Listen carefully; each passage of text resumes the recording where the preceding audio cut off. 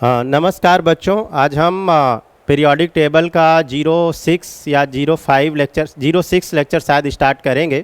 तो पिछली क्लास में हमने इलेक्ट्रॉन एफिनिटी आप सबको समझाया था, ठीक है। अब आज हम इलेक्ट्रॉन एफिनिटी के आगे बात करेंगे इलेक्ट्रोनेगेटिविटी या और भी जितने भी कॉन्सेप्ट कवर कर पाएंगे वो करेंगे। तो आप सब हेडिंग डाल लीजिए इलेक्ट्रोनेगेटिविटी। हेडिंग डालें बेटा, इलेक्ट्रोनेगेटिविटी। इलेक्ट्रोनेगेटिविटी, इसको ऐसे शॉर्ट फॉर्म भी लिख सकते हैं, ये इलेक्ट्रोनेगेटिविटी, ठीक। और लेक्चर्स भी लिख देते हैं, लेक्चर्स 06, ठीक है। डेट बेटा क्या हो गई? 2020, वाह वाह, ये 20 और 2/07/2024, ठीक। इलेक्ट्रोनेगेटिविटी क्या होती है सबसे पहले समझते हैं दोस्तों। इलेक्ट्रोनेगेटिविटी क्या होती है? एक्चुअली इलेक्ट्रोनेगेटिविटी जो पाउलिंग नामक साइंटिस्ट थे, पाउलिंग जी जो थे, पाउलिंग नाम सुने हो ना, पाउलिंग स्केल। तो पाउलिंग स्केल ने इलेक्ट्रोनेगेटिविटी को किसी बॉन्ड में ऑब्जर्व किया। किस में किया? किसी बॉन्ड में। अब बच्चों बॉन्ड कहाँ बनती है? जब एटम मिलके क्या बनाएंगे? मॉलिक्यूल बनाएंगे। समझ गए कि नहीं? जैसे ज़रा देखो, मैंने कोई एक मॉलिक्यूल लिया, ये HF लिया, ठीक। अब ये बॉन्ड बनाना, तो इस बॉन्ड में जो इलेक्ट्रॉन पेयर है, इस बॉन्ड के क्या है? इलेक्ट्रॉन पेयर है। तो इस इलेक्ट्रॉन पेयर में जो हाई इलेक्ट्रोनेगेटिव एटम रहा, जो हाई इलेक्ट्रोनेगेटिव मान क्या लेते हैं? मल्किन ने इसकी वैल्यू दी थी, सबसे हाईएस्ट वैल्यू फ्लोरीन ने दी थी। सॉरी, मल्किन ने नहीं, पाउलिंग ने। एक्चुअली मल्किन ने भी अपना एक फार्मूला दिया इलेक्ट्रोनेगेटिविटी का, पर सबसे पहले इलेक्ट्रोनेगेटिविटी के बारे में किसने डिस्कवरी करी, किसने ज़्यादा चर्चा करी? पाउलिंग स्केल ने, ठीक। तो पाउली ने इसका आर्बिट्रेटरी नंबर दिया, और आर्बिट्रेटरी नंबर खुद का उसने नंबर दिया। वो कितना दिया? ये 4 दिया। सबसे हाई इलेक्ट्रोनेगेटिविटी किसकी होती है? पूरे पीरियोडिक टेबल में फ्लोरीन की होती है। ये किसने दी? पाउलिंग ने दी। समझ गए? तो पाउलिंग ने इसका कितना नंबर दिया? 4 दिया। और कब दिया? 1932 में। कब दिया बेटा? 1932 में फ्लोरीन का ये वैल्यू दे दी। वो भी एक आर्बिट्री, समझ गए, आर्बिट्रेटरी वैल्यू दे दी, ठीक। तो ये वैल्यू दी। तो बच्चों देखो यहाँ और हाइड्रोजन की जो वैल्यू दी उन्होंने, वो 2.1 दी। ये 2.1 दी। तो आप देख रहे हो यहाँ बेटा, ये 2.1 और इसकी वैल्यू कितनी? 4। तो जो हाई इलेक्ट्रोनेगेटिव एटम होते हैं ना, कम इलेक्ट्रोनेगेटिविटी से इलेक्ट्रॉन पेयर को अपनी तरफ क्या करते हैं? अट्रैक्ट करते हैं। तो यही अट्रैक्ट करने की टेंडेंसी, किसको बेटा अट्रैक्ट करने की टेंडेंसी? इलेक्ट्रॉन पेयर को। किससे? बॉन्ड से। और बॉन्ड कहाँ पर है? मॉलिक्यूल्स में है। मतलब एक पर्टिकुलर एटम से आप इलेक्ट्रोनेगेटिविटी को डिफाइन करना मुश्किल हो जाता है। आप समझ गए?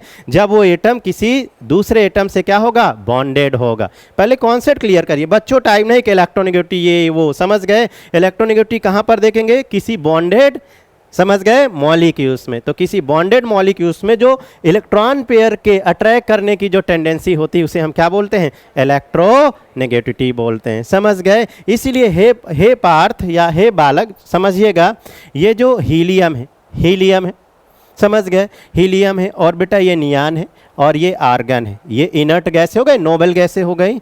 ये जो नोबल गैस है ना, प्रैक्टिकली जब ऑब्जर्वेशन किया गया तो इनका कोई सिग्निफिकेंस ही नहीं मिला। किसका? इलेक्ट्रोनेगेटिविटी का। भाई हम इनको जीरो भी नहीं बोल सकते, क्योंकि जीरो भी तो एक नंबर हुआ, जीरो से कम माइनस हुआ, पर इनका कोई सिग्निफिकेंस नहीं आया। समझ गए? क्योंकि ये इनर्ट मॉलिक्यूल से, नोबल मॉलिक्यूल से किसी से बॉन्ड ही नहीं बनाते। जब बॉन्ड बनाते तो कुछ सिग्निफिकेंस आता कि भैया इनके इलेक्ट्रोनेगेटिविटी ये आ रही है, प्लस आ रही है, माइनस आ रही है, या जो भी आ रही है। समझ रहे हो ना बच्चों? तो जो इनर्ट गैस है ना, ऐसा क्वेश्चन बन सकता है कि ऐसे कौन से मॉलिक्यूल्स इनर्ट या नोबल एलिमेंट हैं जिनका एक भी सिग्निफिकेंस ऑब्जर्व या एक भी इलेक्ट्रोनेगेटिव ऑब्जर्व नहीं होती। तो कौन कौन से हैं नोबल गैस में, एलिमेंट में? Helium, neon, argon. अरे ये सब को जो हम स्टेटमेंट बोलने की कोशिश कर रहे हैं ना, अभी आपको समझाने की बात कर रहे हैं ना, ये सब बेटा एग्जाम में क्वेश्चन बनते हैं। वहीं देखो जिनॉन आ गया, ये भी तो नोबल गैस है। इसको हम, ये जिनॉन बॉन्ड बना लेता है, तो इसकी कुछ इलेक्ट्रोनेगेटिविटी कम ज़्यादा, कुछ थोड़ा बहुत सिग्निफिकेंस मान सकते हैं, कुछ ना कुछ इसका सिग्निफिकेंस आ सकता है। पर ऐसे कौन से नोबल गैस के एलिमेंट है जिनका एक भी सिग्निफिकेंस ऑब्जर्व नहीं है? वो कौन कौन से हुए बेटा? Helium, neon and argon. अब हम फिर से वापस आते हैं और एक बार आप ध्यान से सुनिएगा और फिर लिखिएगा। What is electronegativity? बेटा कंसंट्रेट करो। What is electronegativity? किसी मॉलिक्यूल में, किसी मॉलिक्यूल, मॉलिक्यूल मतलब अंडरस्टूड हो गया, उसके बीच में बॉन्डेड, किसी मॉलिक्यूल्स में एटम्स के थ्रू इलेक्ट्रॉन पेयर खींचने की टेंडेंसी को, अरे एटम फ्लोरीन जो हाई इलेक्ट्रोनेगेटिव क्या करेगा? अपनी तरफ इलेक्ट्रॉन खींचेगा।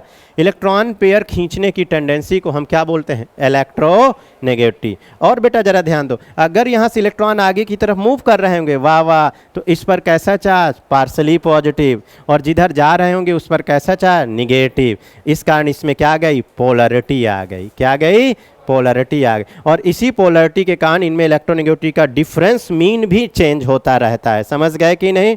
पर पहले आप लोग थोड़ा सा लिख लीजिए। What is electronegativity? बेटा सबका क्लियर हुआ? एक बार फिर से, किसी भी मॉलिक्यूल्स में एटम्स के थ्रू इलेक्ट्रॉन पेयर, क्योंकि बॉन्ड में इलेक्ट्रॉन पेयर होते हैं ना, किसी भी मॉलिक्यूल्स में एटम्स के थ्रू इलेक्ट्रॉन पेयर खींचने की टेंडेंसी को ही हम क्या बोलते हैं? इलेक्ट्रोनेगेटिविटी बोलते हैं। गुड, नोट करिए। लिख लिया? फिर नोट लगा के ये लिखिए बेटा, ये एग्जाम्पल के बाद नोट लगा के अलग से लिखिएगा कि noble gas have no significance of electronegativity. Noble gas have a no significance of electronegativity.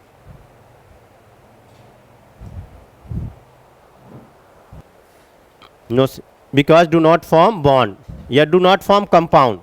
ये noble gas because do not form compound, ये लिखिए ना बेटा, because do not form compound.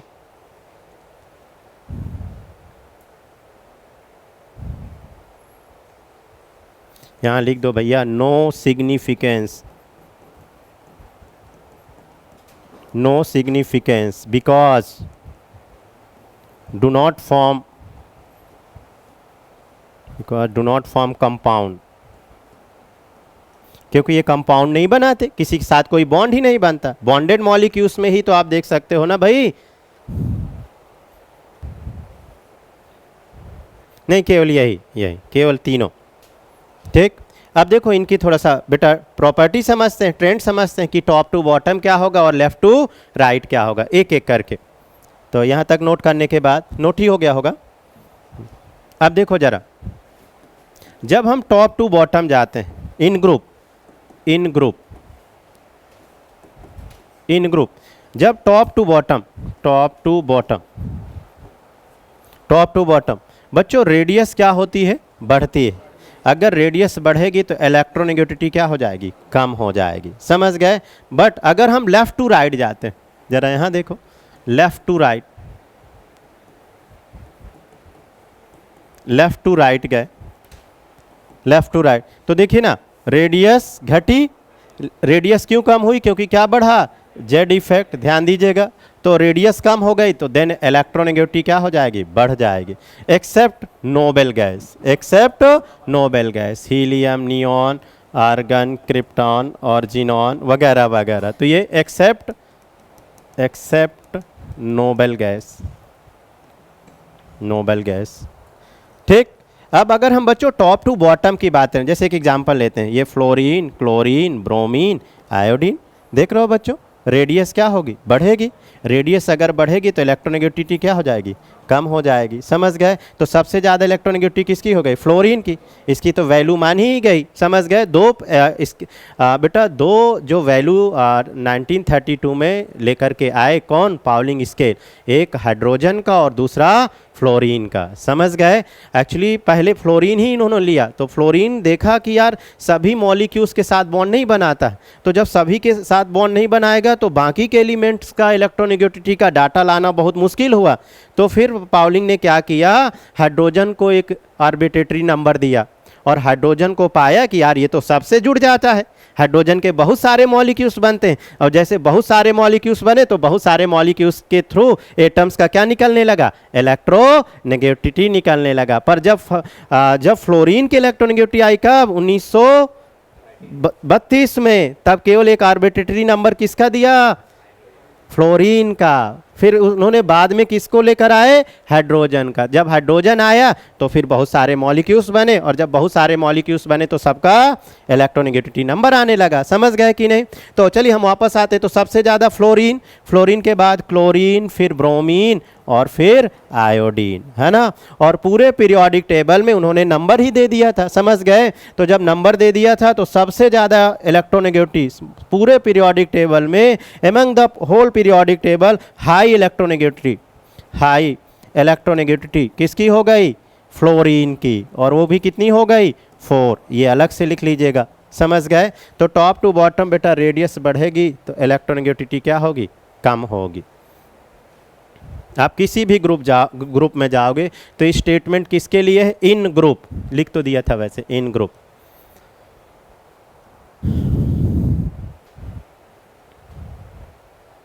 शाबाश, नोट करिए।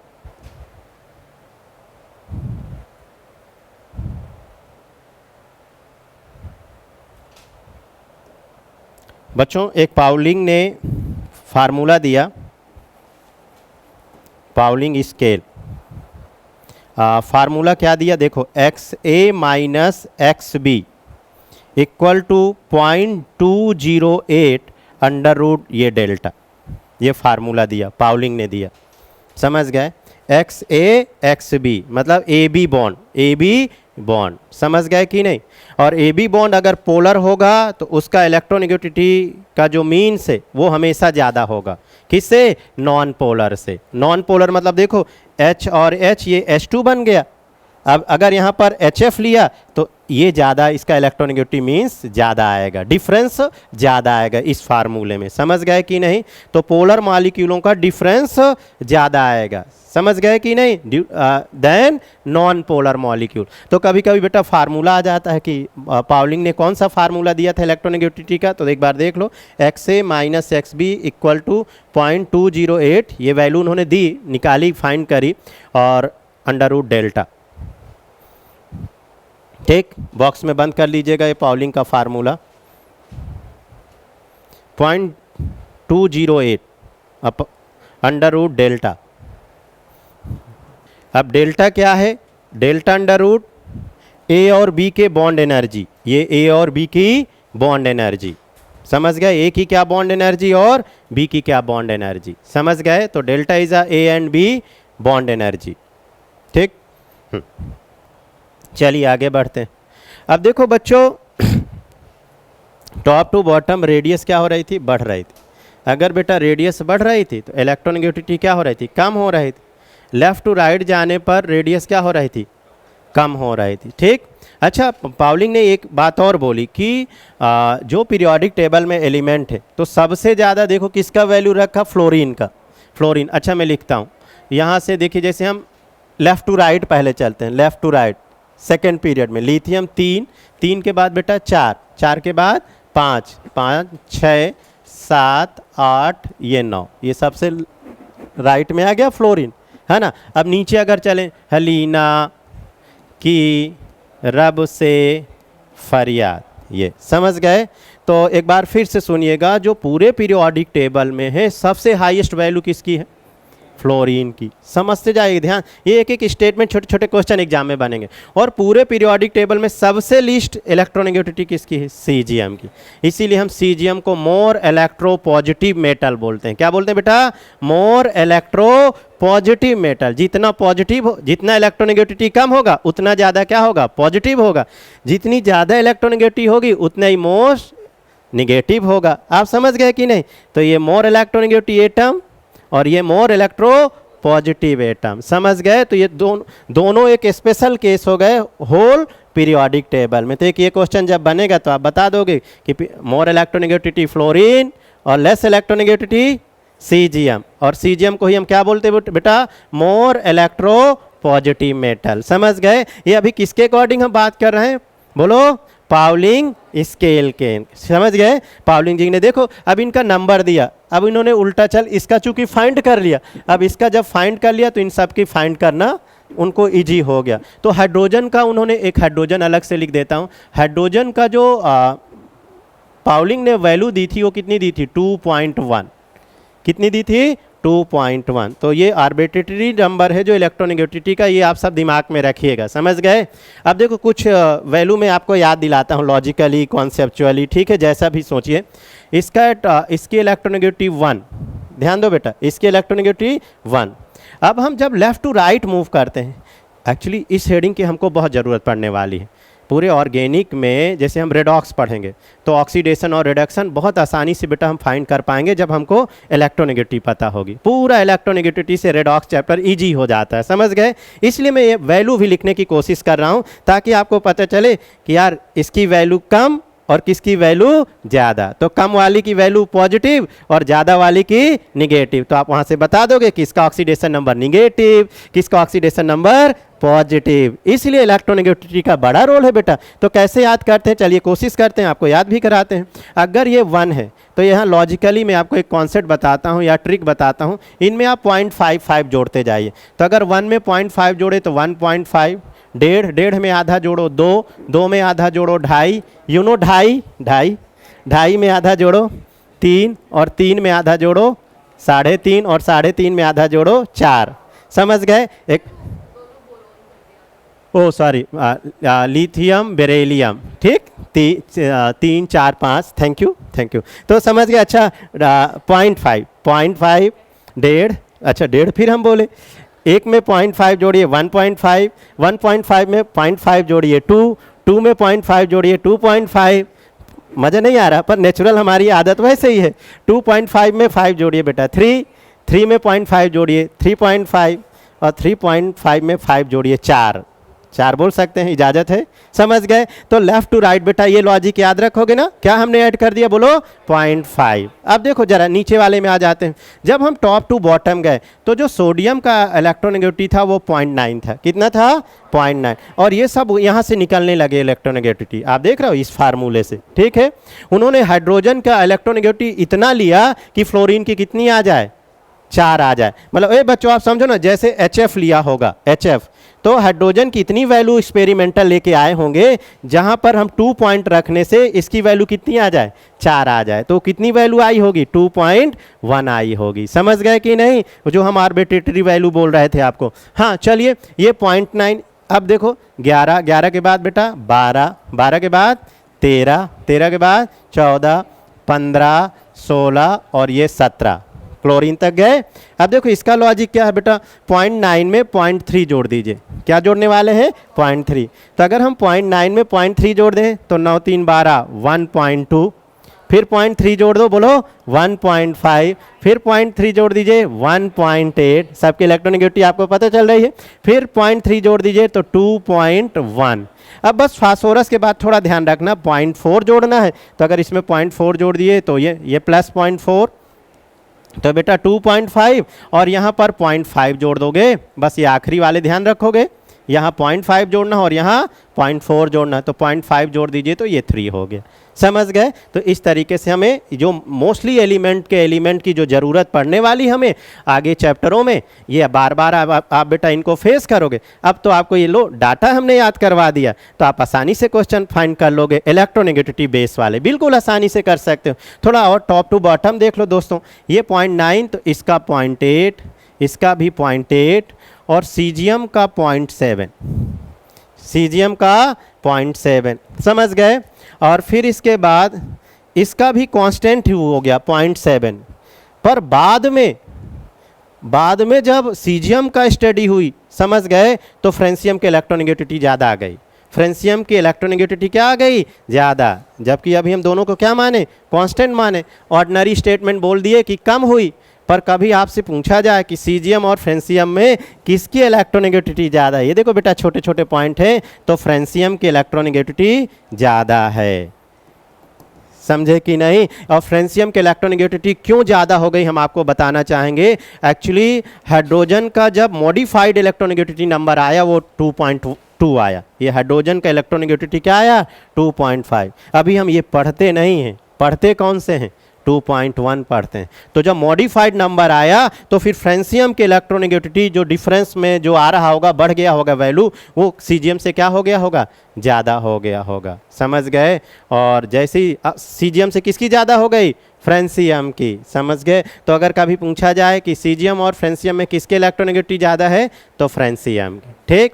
जब तक जब तक पाउलिंग थे, जब तक बेटा क्या थे, पाउलिंग थे, तो पाउलिंग जब तक थे तो टॉप टू बॉटम डिक्रीज 0.7 मान लो, समझ गए। पर पाउलिंग के बाद जब बहुत सारे साइंटिस्ट और आए, मल्किन आए, बहुत सारे और भी आए, तो फिर उन्होंने मॉडिफाइड नंबर से देखा तो फ्रेंसियम का इलेक्ट्रोनेगेटिविटी ज़्यादा हो गया। नोट करिए शाबाश।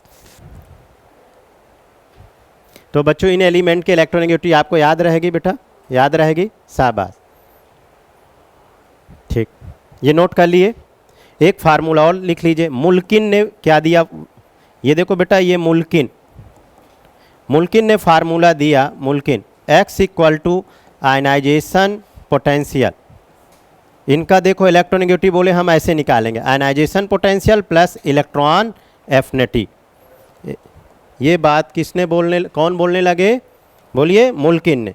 तो मुल्किन ने दिया x equal to ionization potential plus electron affinity by 2। ये मुल्किन ने फार्मूला दिया।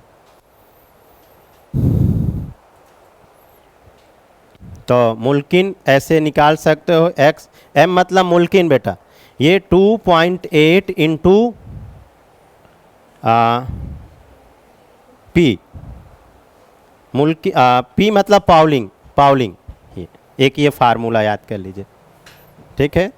तो पाउलिंग स्केल की वैल्यू इंटू 2.8 आ जाएगा मुल्किन की इलेक्ट्रोनेगेटिव वैल्यू। जैसे क्वेश्चन भी कर लेते हैं, ये नोट करिए पहले फार्मूला, एक्स पी कर लीजिए थोड़ा, इंटू 2.8 इंटू एक्स पी, अब और अच्छे से समझ आएगा। तो ये किसके अकॉर्डिंग फार्मूला हो गया, मुल्किन के अकॉर्डिंग, समझ गए।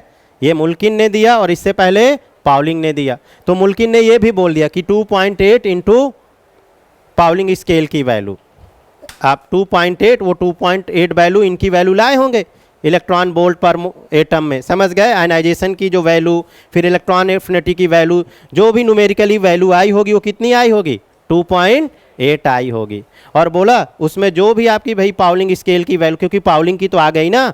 अरे मान लो, जैसे देखो क्वेश्चन देखो, जैसे मान लो बेटा ऑक्सीजन एटम है, फॉर मुल्किन के अकॉर्डिंग,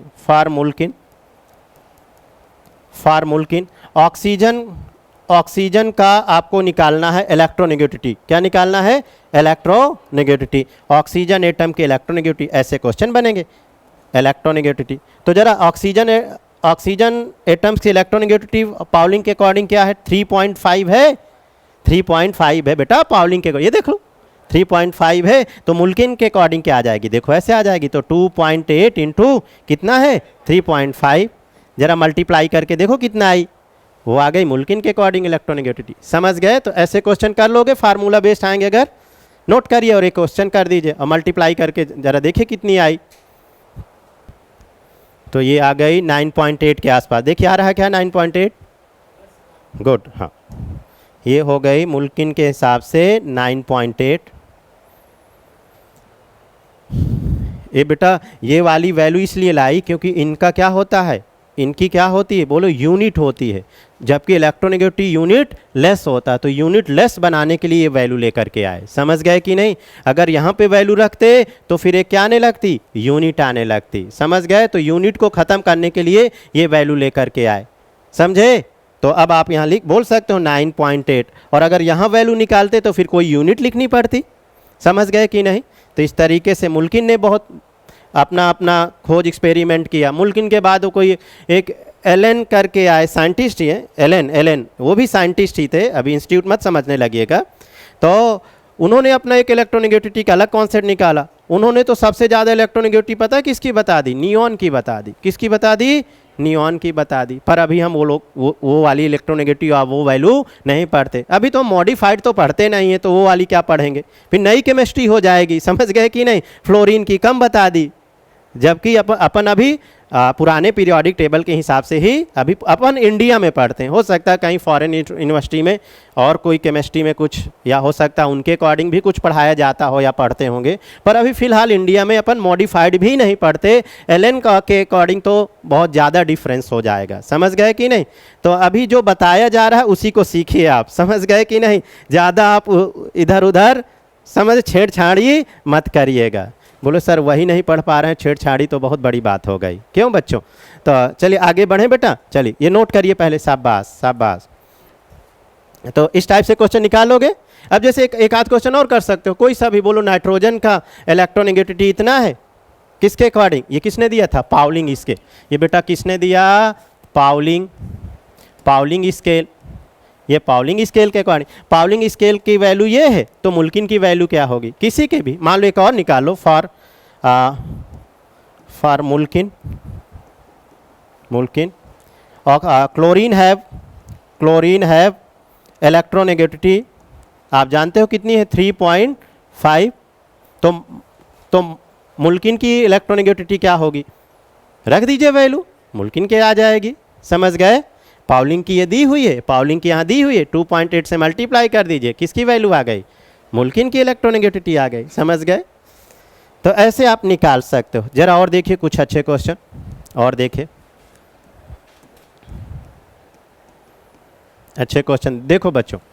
जैसे इलेक्ट्रोनेगेटिविटी, मान लो मैंने H2O लिया, ये थोड़ा देखो, ये H2O लिया। इलेक्ट्रोनेगेटिविटी का वर्क क्या है, रोल क्या है, आने वाले चैप्टरों में आने वाले आपके कॉन्सेप्ट पे क्वेश्चन में कैसे। मान लो वाटर है, तो देखो हमने आपको बताया कि हाइड्रोजन की इलेक्ट्रोनेगेटिविटी कितनी होती है, 2.1। तो ऑक्सीजन की इलेक्ट्रोनेगेटिविटी कितनी होती है, 3.5। इसके इलेक्ट्रोनेगेटिविटी होती है 3.5। अब बच्चों जो हाई इलेक्ट्रोनेगेटिविटी एटम होता है वो इलेक्ट्रॉन पेयर को अपनी तरफ क्या करेगा, खींचेगा, अट्रैक्ट करेगा बेटा।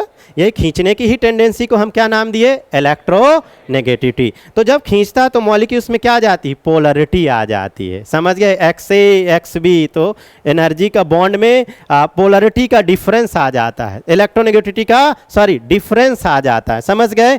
तो देखो जो खींचता है उस पर कैसा चार्ज आता है, निगेटिव, समझ गए, और इस पर कैसा चार्ज आ गया, पॉजिटिव। तो ये बॉन्ड पोलर हो गई, पोलर हो गई। अब जब पोलर हो गई तो अब देखो इसको रेडॉक्स में अगर ऑक्सीडेशन नंबर देखना हो तो हम जानते हैं हाइड्रोजन कम इलेक्ट्रोनेगेटिव, तो जो कम इलेक्ट्रोनेगेटिव उसमें ऑक्सीडेशन नंबर क्या होगा, +1।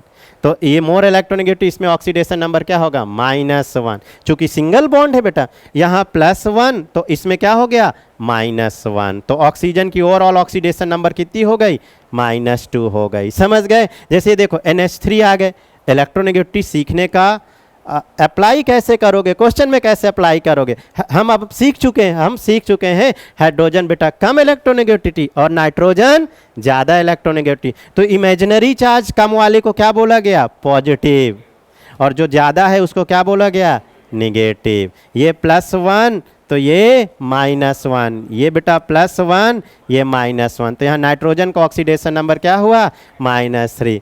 ये लो, अब आप जो रेडॉक्स वाले क्वेश्चन आपसे बहुत पूछा करता था, ऑक्सीडेशन नंबर फलाना ढेकाना, ये आपके यहाँ से आप इलेक्ट्रोनेगेटिविटी के हेल्प से फाइंड कर सकते हो, समझ गए। एक छोटा सा क्वेश्चन जैसे मैं ले लूँ N2O, ये N2O हो गया, समझ गए। तो N2O, या और इजी ले लेता हूँ आपको, NO, ये -2 क्योंकि हाई इलेक्ट्रोनेगेटिविटी बेटा 3.5। अगर ये -2 तो फिर ये क्या होगा, +2। अगर दो एटम है ना बेटा, दो एटम में इलेक्ट्रोनेगेटिविटी डिफरेंस है तो एक प्लस आएगा और एक माइनस आएगा। जो हाई इलेक्ट्रोनेगेटिविटी हो माइनस आएगा, जो कम इलेक्ट्रोनेगेटिविटी हो क्या आएगा, प्लस आएगा, समझ गए। कहीं पर भी ऑब्जर्व कर सकते हो, ये देखो HCN, ये HCN ट्रिपल बॉन्ड बन रहा है। अब कार्बन की इलेक्ट्रोनेगेटिविटी क्या होती है, लिखे हैं क्या आप सब, देखो कहीं जरा देखें क्या लिखे हैं बच्चों ने। कार्बन कहाँ, 2.5 है ना, 2.5। कहाँ गया अपना पेज भाई, हाँ, कार्बन की समझ गए 2.5, और नाइट्रोजन की कितनी, 3। किसके इलेक्ट्रोनेगेटिविटी ज़्यादा, नाइट्रोजन की। अब कितनी बॉन्ड बन रही है यहाँ पर, 3। तो ये 3 के लिए -3। अगर ये -3 तो ये क्या हो जाएगा, +3। वाव, अब देखो हाइड्रोजन और कार्बन में, हाइड्रोजन की इलेक्ट्रोनेगेटिविटी अभी लिखा था 2.1, कार्बन की 2.5, नाइट्रोजन की 3। ये लो अपने आप ही अच्छे अच्छे क्वेश्चन बनने लगे। हाइड्रोजन की इलेक्ट्रोनेगेटिविटी कम किससे? कार्बन से। तो जिसका कम बेटा इमेजिनरी चार्ज क्या हो गया? +1। और अगर ये +1 तो ऑब्वियसली बगल वाला -1। तो +3 में -1 गया तो कार्बन का ऑक्सीडेशन नंबर क्या गया? +2। बहुत बार पूछा गया कि भैया हाइड्रोजन साइनाइड में कार्बन का ऑक्सीडेशन नंबर क्या? तो मैंने एक ऑर्डिनरी बेसिक एक झलक क्वेश्चन लेकर आया बेटा, ताकि आपको पता चले कि कैसे इलेक्ट्रोनेगेटिविटी के अप्रोच या कॉन्सेप्ट को हमको लगाना है क्वेश्चन में। क्लियर हुआ कि नहीं? ओके, एक बहुत अच्छा क्वेश्चन हमारे मन में आ रहा है, उसको करते हैं और फिर आगे बढ़ते हैं। देखिए इसको आप सब देखिएगा, ये नोट करो, पहले नोट करो।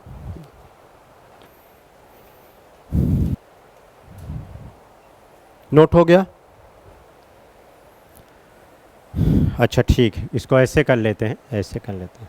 ये देखो बेटा जरा समझिए, यहाँ पर समझिए। एक हमने क्वेश्चन लिया ये NH3 और ये लिया आपका NF3 और वाव, और ये ले लिया हमने NCl3। ठीक, अब इसमें हमें नाइट्रोजन के ऑक्सीडेशन नंबर फाइंड करने, नाइट्रोजन के ऑक्सीडेशन नंबर कोशिश करेंगे क्या? It is very important question, very important. चाहो तो आप स्ट्रक्चर बना लो, ये लो NF3 ट्राई करेंगे और ये हो गया बेटा NCl3। देखो हाइड्रोजन +1 तो ये क्या हो गया? -1।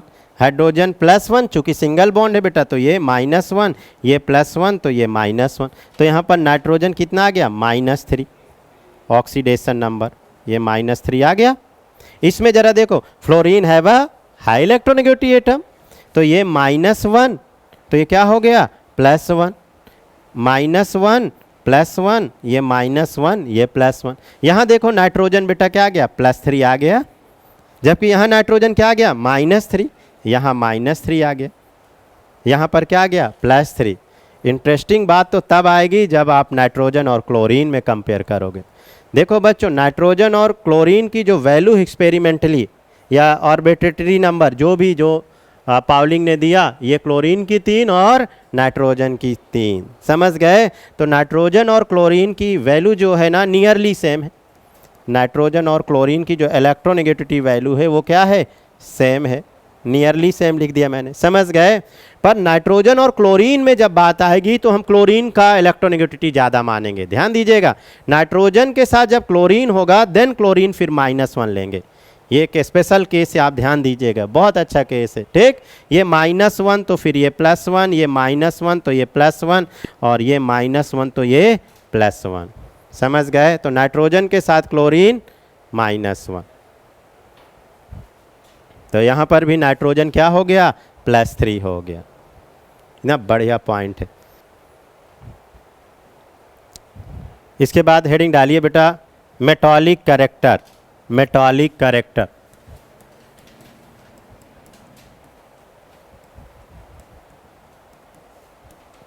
Metallic character. अब मेटालिक कैरेक्टर हम कैसे जानेंगे? सबसे पहले मेटल जाने।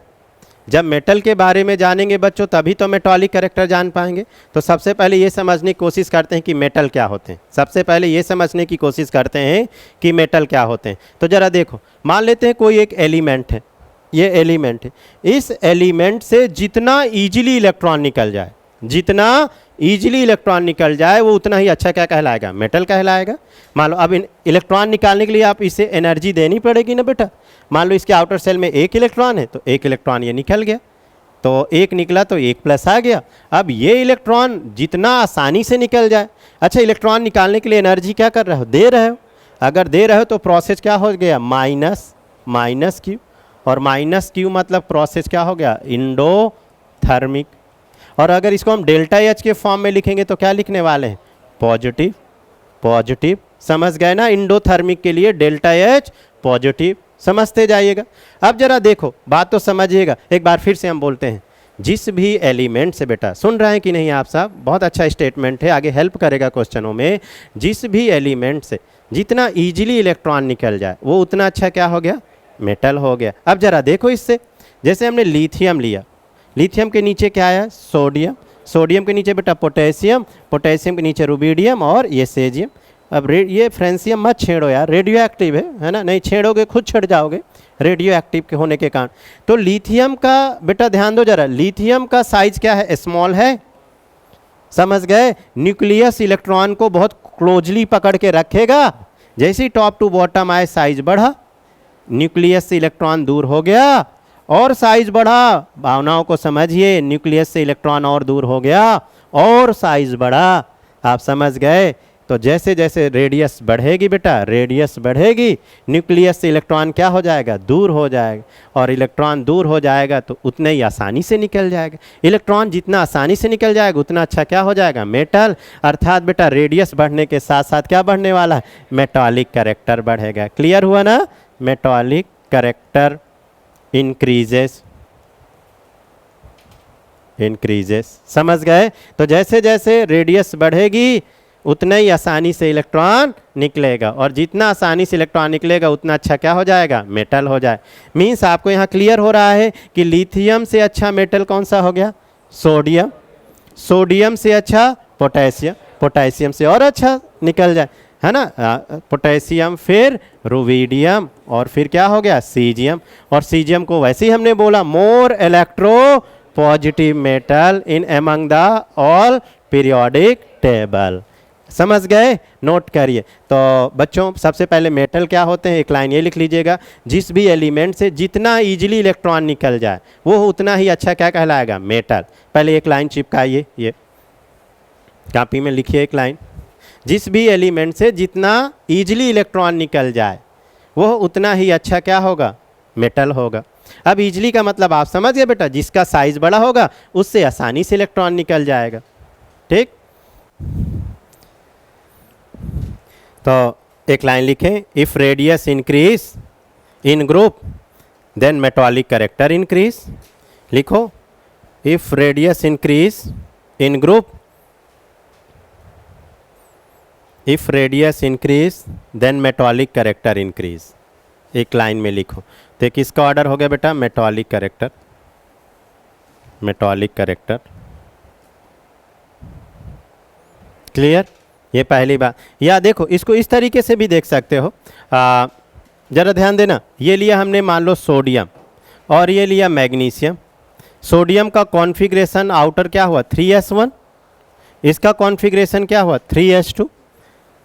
यहाँ 1 इलेक्ट्रॉन और यहाँ 2 इलेक्ट्रॉन, देख रहे हो बच्चों, ये क्या हो गया, स्टेबल, और ये क्या हो गया, unstable.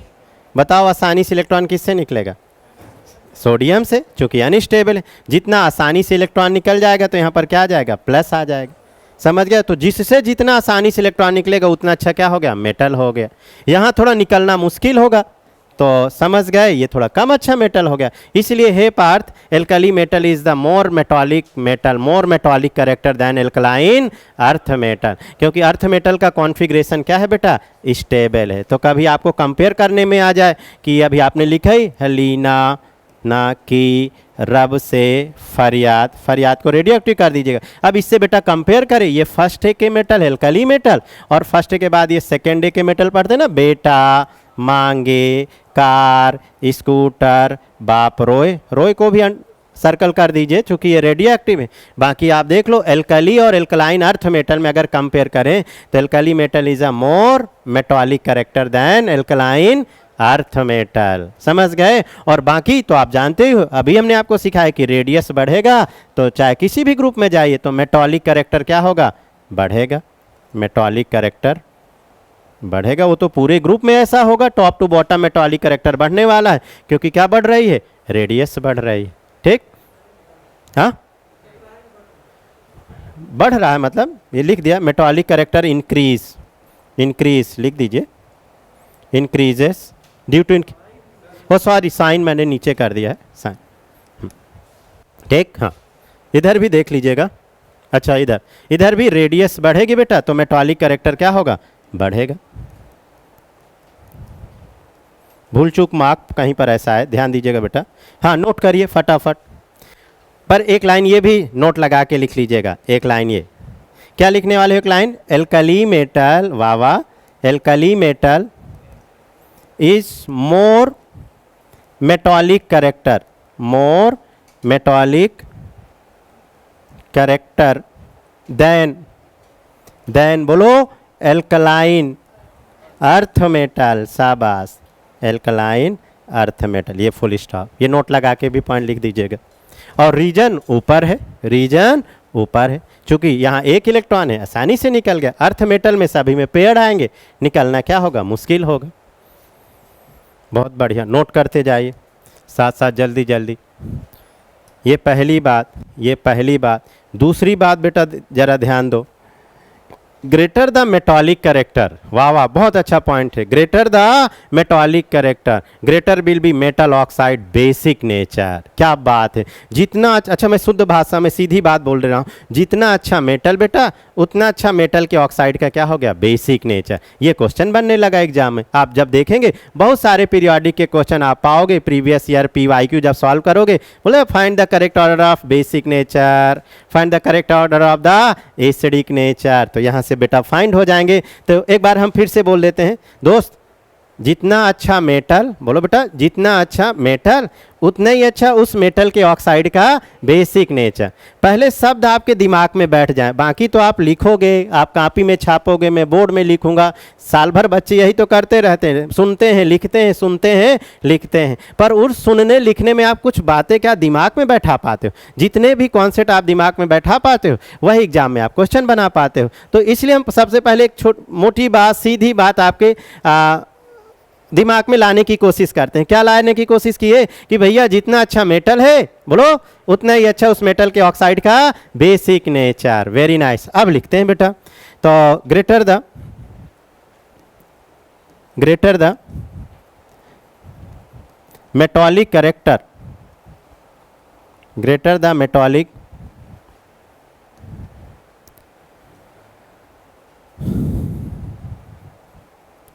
greater the metallic character, greater will be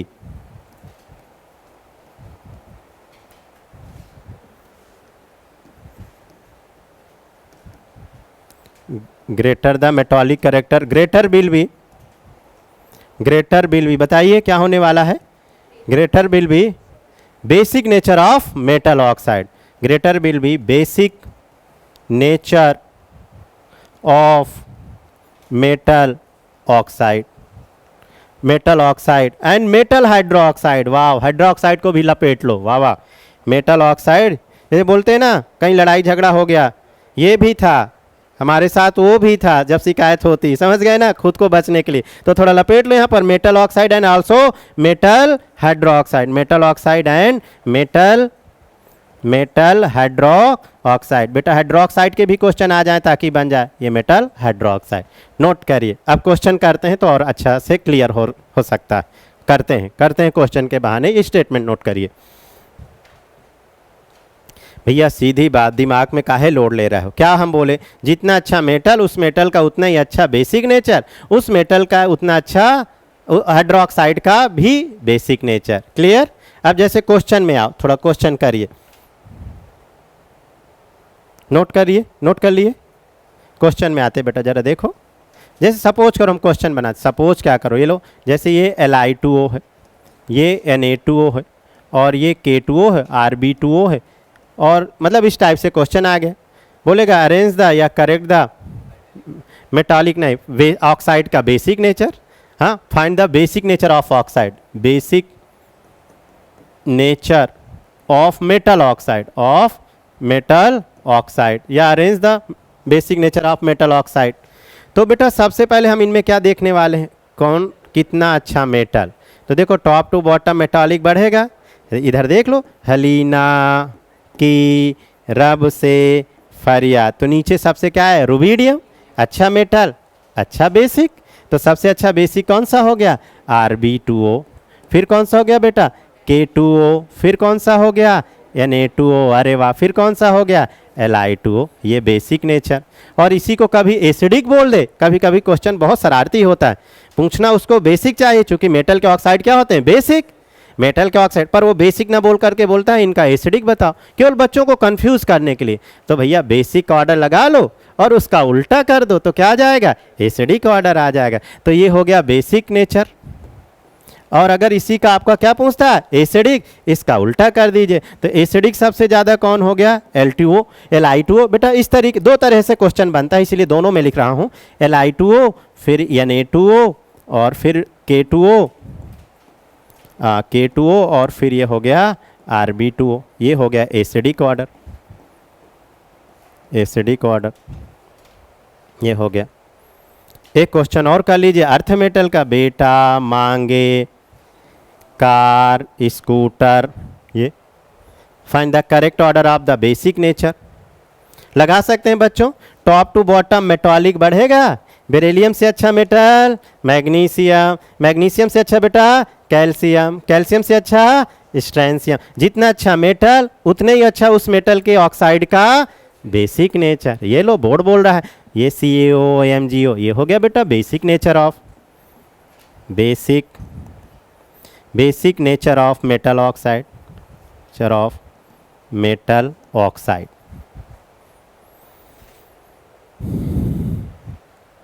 ये दो क्वेश्चन हमने आपके कॉन्सेप्ट क्लियर करने के लिए कराए, क्वेश्चन से कॉन्सेप्ट क्लियर होते हैं। अब जरा थोड़ा सा मिक्स करके हम क्वेश्चन आपके सामने लाते हैं, आप लोग ऑर्डर अरेंज करने का प्रयास करेंगे, ठीक है। चलिए कुछ ऑर्डिनरी जैसे मैं लेता हूँ K2O, CH2O और देखिए BaO और ये CaO, इनमें आप अब मिक्स हो गया एल्कली भी और अर्थ मेटल के oxide. Arrange the basic nature, find या arrange the correct order of basic nature. ये क्वेश्चन बना लीजिए। CaO बेटा calcium, BaO, CH2, CgM and potassium, बहुत बढ़िया। सबसे अच्छा मेटल CgM, क्योंकि एल्कली मेटल इज अच्छे मेटल, वाह वाह बहुत अच्छी अंग्रेजी हो गई, एल्कली मेटल इज अच्छे metal, then alkaline earth metal. तो पहले एल्कली मेटल पकड़ो, अब एल्कली पोटेशियम भी, CgM भी। सर CgM नीचे आता है तो साइज बढ़ेगा, इलेक्ट्रॉन आसानी से निकलेगा, अच्छा मेटल कहलाएगा। तो CH2O, फिर बोलो K2O, फिर इसमें BaO, क्योंकि Ba नीचे आया तो ये BaO और फिर इसके बाद CaO, ये बेटा बेसिक नेचर आ गया। इसी का उल्टा कर दोगे तो एसिडिक आ जाएगा, ठीक। हाँ नोट करिए, बहुत बढ़िया। ऐसे क्वेश्चन बहुत बनते हैं पीरियोडिक टेबल में, बेसिक में, ठीक है, एसिड में ऑक्साइड के, तो बेसिक का उल्टा ऑक्साइड भी कर सकते हो। नोट हुआ, बहुत बढ़िया। सिमिलर हाइड्रोक्साइड बनाई लो, LiOH, NaOH, KOH, RbOH, CSOS, top to bottom radius बढ़ेगा तो क्या बढ़ने वाला है, मेटालिक कैरेक्टर, और मेटालिक कैरेक्टर बढ़ेगा तो हम सीधे लिख रहे हैं बेसिक नेचर इंक्रीज या बढ़ेगा, समझ गए। तो टॉप टू बॉटम बेटा बेसिक नेचर सिमिलर। बेटा मांगे BOH का होल ट्वाइस, मांगे कार, स्कूटर और ये बाप रोए। सब लोग ऐसे ही याद करते हैं ना, पूरे भारत में लग रहा सबके टीचर एक जैसे ही थे भाई। अभी आप भी यही पढ़ते हो, हम भी यही, हमको भी याद है भाई, जैसे हमारे टीचर ने हमको याद कराया वैसे हम बोलते हैं।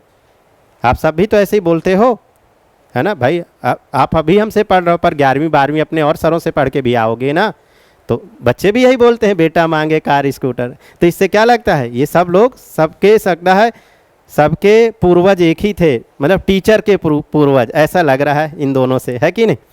तो चलिए यहाँ पर भी बेटा क्या हो गया, जल्दी से बोलिए, रेडियस बढ़ेगी तो बेसिक नेचर बढ़ेगा। तो जैसे ऑक्साइडों में देखते थे वैसे ही हाइड्रोक्साइड में। बच्चों कुछ और मेटल होते हैं, कुछ और मेटल का मतलब जब हम मेटल की चर्चा करते हैं तो बिना इनके चर्चा किए हुए ये बात अधूरी रहती है। तो अभी हम बात को कंप्लीट करेंगे। तो बात क्या कंप्लीट करते हैं ज़रा देखिए।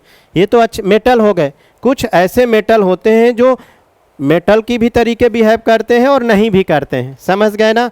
तो उनको बोलते हैं एम्फोटेरिक मेटल। क्या बोलते हैं? Amphoteric metal. तो ज़रा देखो एम्फोटेरिक मेटल कौन कौन से हैं। एम्फोटेरिक मेटल, ये एम्फोटेरिक मेटल जब आ जाए तो एम्फोटेरिक पीरियोडिक टेबल में कौन कौन से मेटल हैं ज़रा देख लो। ये जनाबे अली, जनाबे अली सनक पड़े, जनाबे से जिंक, बे से बेरिलियम और अली से एल्यूमिनियम। ये पूरे पीरियोडिक टेबल के कौन से मेटल हैं बेटा? एम्फोटेरिक मेटल, है ना। तो जनाबे अली सनक पड़े, ये Pb। अब अगर हम इनके ऑक्साइड की बात करें तो क्या बनेगा? ZnO। इसके ऑक्साइड की बात करेंगे तो BeO। एल्यूमिनियम के ऑक्साइड तो Al2O3। टिन के ऑक्साइड SnO और Pb के ऑक्साइड PbO। तो एम्फोटेरिक ऑक्साइड हो गए। इन्हीं का हाइड्रोक्साइड भी बना सकते हो। तो पहचान लोगे एम्फोटेरिक। कभी कभी बेटा सीधे क्वेश्चन आता है, which of the following is the amphoteric metal oxide या एम्फोटेरिक हाइड्रोक्साइड। तो याद रहेगा जनाबे अली सनक पड़े। अच्छा, एम्फोटेरिक मेटल्स होते क्या हैं? एम्फोटेरिक मेटल अगर आप इनको एसिड के साथ ट्रीट कर दोगे तो खुद क्या हो जाएंगे? बेस। और बेस के साथ ट्रीट कर दोगे तो तुरंत क्या हो जाएंगे? एसिड। ये बोलते ना बिन पेंदी के लोटा है, कहीं पर भी ढनक सकते हैं, किधर भी। बोलते ना यार इस आदमी का भरोसा नहीं है, उसके साथ हो जाता तो वैसे उसके जैसा बोलने लगता, और हमारे पास आता है तो हमारे जैसा हो जाता है। कुछ होते ना ऐसे, तो उनको आप क्या बोल सकते हो? एम्फोटेरिक। जिसके साथ हुआ वैसे बोलने लगा, हमारे साथ आया तो हमारे जैसा बोलने लगा। तो कुल मिला के बेटा डिफिनेशन क्या है? मुद्दे में आओ, जरा इधर देखिए, मुद्दे में आओ। एम्फोटेरिक मेटल या मेटल के ऑक्साइड या मेटल के हाइड्रोक्साइड, अगर आप इनको एसिड से रिएक्ट करा दोगे तो खुद क्या हो जाएंगे? बेस। और अगर इनको बेस से रिएक्ट करा दोगे तो तुरंत क्या हो जाएंगे? एसिड। इनको बदलते देरी नहीं लगती। तो एसिड के साथ बेस जैसा व्यवहार करना या बेस के साथ एसिड जैसा व्यवहार करना क्या कहलाते हैं? Amphoteric metal. इनको याद कैसे रखोगे? जनाबे अली सनक पड़े। आप या और आप जैसे याद रख सकते हो, याद रख सकते हो। चूंकि हमने अपने सर से ऐसा सीखा तो ये हम आपको याद करा रहे हैं। आपको और कैसे भी कुल मिला के याद होना चाहिए, ठीक है। तो जनाबे से मतलब जिंक, बे से बेरिलियम, एल्यूमिनियम, सनक पड़े Pb। नोट कर लीजिए। अब इनमें क्वेश्चन बहुत अच्छे बनते हैं। जरा क्वेश्चन मिक्स करके बनाते बेटा। जैसे हमने ले लिया K2O, वाह वाह, CH2O ये, और चलिए MgO लिए, और एक कोई चलिए चिपका दिए एम्फोटेरिक ZnO। अब इनका बेसिक नेचर्स की अगर क्वेश्चन बात करें तो फिर कैसे अरेंज करेंगे? ये क्वेश्चन हो गया हमारा। क्वेश्चन हो गया, find the basic order, find the arrange basic order. तो बच्चों हम सबसे पहले आपको बताना चाहेंगे alkali metal is a most metallic character. फिर इसके बाद एल्कलाइन अर्थ मेटल। तो कहीं पर एम्फोटेरिक मेटल आए तो उनका सबसे कम बेसिक नेचर होगा। ये बात दिमाग में रख लीजिए। मतलब किसमें? मेटलों के कंपेयर में, एम्फोटेरिक में नहीं, मेटल्स के कंपेयर में एम्फोटेरिक मेटल का बेसिक नेचर कम होगा, ठीक। तो देखिए यहाँ पर सबसे पहले एल्कली मेटल में सीजियम, फिर क्या हो गया K2O, और फिर MgO, और ये एम्फोटेरिक को याद रखिएगा, सर ने सिखाया था, इसको आखिरी में करना, ये आ गया। अब बाकी मान लो एम्फोटेरिक आ गए तो भैया हिसाब किताब लगाओ, left to right, top to bottom, समझ गए। Top to bottom metallic character decrease, left to sorry top to bottom increase, sorry top to bottom increase, और लेफ्ट टू राइट डिक्रीज। अब देखो जरा सोचो इस स्टेटमेंट का, जब हम लेफ्ट टू राइट जाते हैं ना तो P ब्लॉक मिलता है राइट में, और P ब्लॉक में मेटॉलिक कैरेक्टर क्या हो रहा है? कम। मतलब वहाँ कौन से मिलने वाले हैं? Non metal. तो समझ गए कि नहीं? तो इधर क्या होगा? मेटॉलिक कम तो नॉन मेटॉलिक ज़्यादा। तो इसलिए P ब्लॉक वाले एलिमेंट क्या होते हैं? नॉन मेटल्स होते हैं, ठीक। हाँ, पर अब यहाँ तक अच्छा क्लियर हुआ कि नहीं? एक और बात सुनो, बहुत सारे पॉइंट्स है बेटा मेटल नॉन मेटल्स में, क्या बात है। अभी तो मैं नॉन मेटल की बात ही नहीं की, अभी हम सारे क्या कवर कर रहे हैं, मेटल्स कवर कर रहे हैं। गुड। और मेटल्स में कैसे क्वेश्चन बनते हैं वो आप कर रहे हो, सीख रहे हो, ठीक। नोट हुआ, ये बेसिक ऑर्डर, ये किसका ऑर्डर है, बेसिक ऑर्डर। बच्चों ये जो एम्फोटेरिक मेटल्स है ना, नोट लगा के लिख सकते हैं कि एम्फोटेरिक जो मेटल्स है ना, ये मैंने आपको सिखाया, एसिड के साथ बेस जैसा और बेस के साथ एसिड जैसा, ये पहला पॉइंट। एम्फोटेरिक मेटल लिख ही देते हैं, amphoteric metal, amphoteric metal, amphoteric metal acid के साथ, एसिड के साथ बेस जैसा, बेस जैसा और बेस के साथ, बेस के साथ, बेस के साथ एसिड जैसा व्यवहार करते हैं, एसिड जैसा, समझ गए, व्यवहार करते हैं। ये पहला पॉइंट। दूसरा पॉइंट जो भी समझ गए। और जो अगला पॉइंट है वो बहुत ही इंपॉर्टेंट बेटा पॉइंट है, एम्फोटेरिक मेटल्स का। वाह वाह, जो एम्फोटेरिक मेटल्स होते हैं ना, यहाँ से आप ये सब अच्छे अच्छे क्वेश्चन करने वाले हो। एम्फोटेरिक मेटल को, अगर हम एम्फोटेरिक मेटल को एसिड या बेस के साथ, बेस के साथ रिएक्ट कराते हैं, रिएक्ट कराते हैं या मिक्स कराते हैं या ट्रीट कराते हैं, तो हाइड्रोजन गैस बनती है, तो हाइड्रोजन गैस बनती है। बहुत अच्छा पॉइंट से, मतलब किसी भी एम्फोटेरिक मेटल को आप एसिड या बेस के साथ रिएक्शन करा देंगे तो कौन सी गैस बनती है बेटा, हाइड्रोजन गैस। ये बहुत अच्छा पॉइंट है इनऑर्गेनिक के लिए, समझ गए। एक एक एग्जाम्पल करके देता हूं तो आपको और क्लियरिटी आए। जैसे ये हमने कोई एम्फोटेरिक मेटल ले लिया और इसको हमने एसिड में डाल दिया, ये लो कंसनट्रेट HCl या कंसनट्रेट H2SO4, ये बेटा एसिड में डाल दिए, तो ये क्या करेगा, यहाँ से हाइड्रोजन को रिप्लेस कर देगा और हाइड्रोजन गैस बना देगा।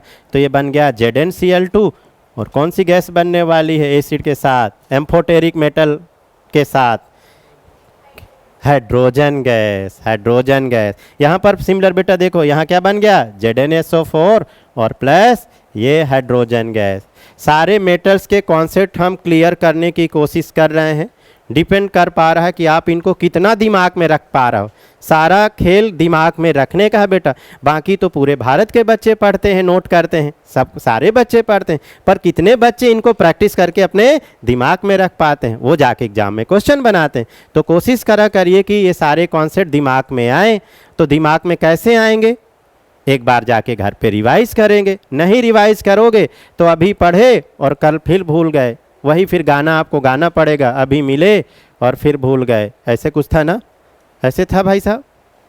अब गाना सुनना कम हो गया क्योंकि टाइम ही नहीं मिलता गाने सुनने का। नहीं, विद्यार्थी जीवन में म्यूजिक से एक बहुत लगाव था। हम अपने टाइम पे तो रेडियो रखते थे, तो रेडियो में वो हेलो फरमाइश बहुत सुनते थे। विविध भारती, विविध भारती चैनल आप सुनिएगा, आपको बहुत अच्छा लगेगा। हेलो FM भी आता था हमारे टाइम पे, मीनाक्षी के साथ 93.4 FM रात में, समझ आ रहा, मीनाक्षी के साथ। पर हमको विविध भारती अच्छा लगता था। हाँ अच्छा, 3.45 जो भी था, समझ गए कि नहीं।